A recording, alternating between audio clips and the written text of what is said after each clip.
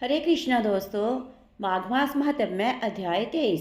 लोमश ऋषि कहने लगे कि जिस पिशाच को देवदूति ने मुक्त किया वह पहले द्रविड़ नगर में चित्र नाम वाला राजा था। वह बड़ा शूरवीर, सत्यापरायण तथा पुरोहितों को आगे करके यज्ञ आदि करता था। दक्षिण दिशा में उसका राज्य था।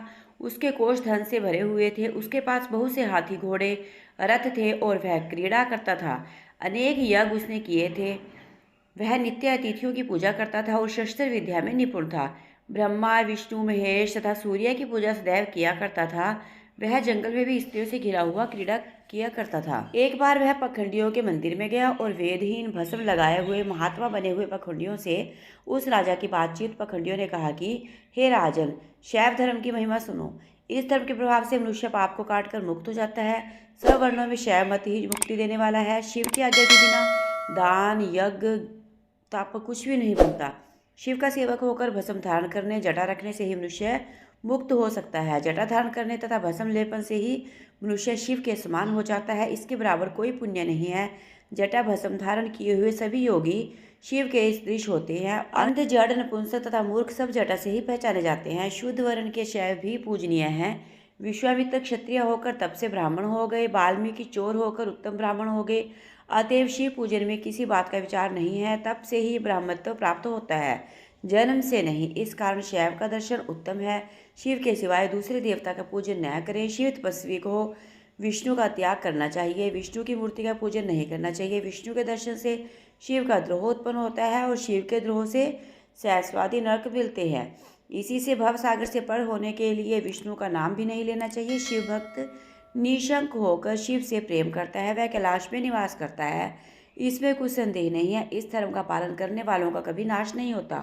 इस पाखंडी के ऐसे वचन सुनकर राजा ने मोह में आकर उसका धर्म ग्रहण कर लिया और वैदिक धर्म को त्याग दिया। वह श्रुति, स्मृति और ब्राह्मणों की निंदा करने लगा। उसने अपने घर के अग्निहोत्र को बुझा दिया, धर्म के कार्य बंद कर दिए। विष्णु की निंदा और वैष्णवों से द्वेष करने लगा और बोला, कहाँ है विष्णु, कहाँ देखा जाता है, कहाँ रहता है, किसने देखा है। और जो लोग नारायण का भजन करते थे उनको दुख देता था। पखंडियों का मत ग्रहण कर राजा वेद, वैदिक धर्म, व्रत, दानों को नहीं मानता था। अन्याय से दंड देता। वह कामी राजा सदा स्त्रियों के समूह से घिरा रहता, क्रोध से भरा रहता, गुरु तथा पुरोहितों के वचनों को नहीं मानता था। पखंडियों पर विश्वास करता हुआ उनको गांव, हाथी, घोड़े, सब सुवर्ण आदि देता था।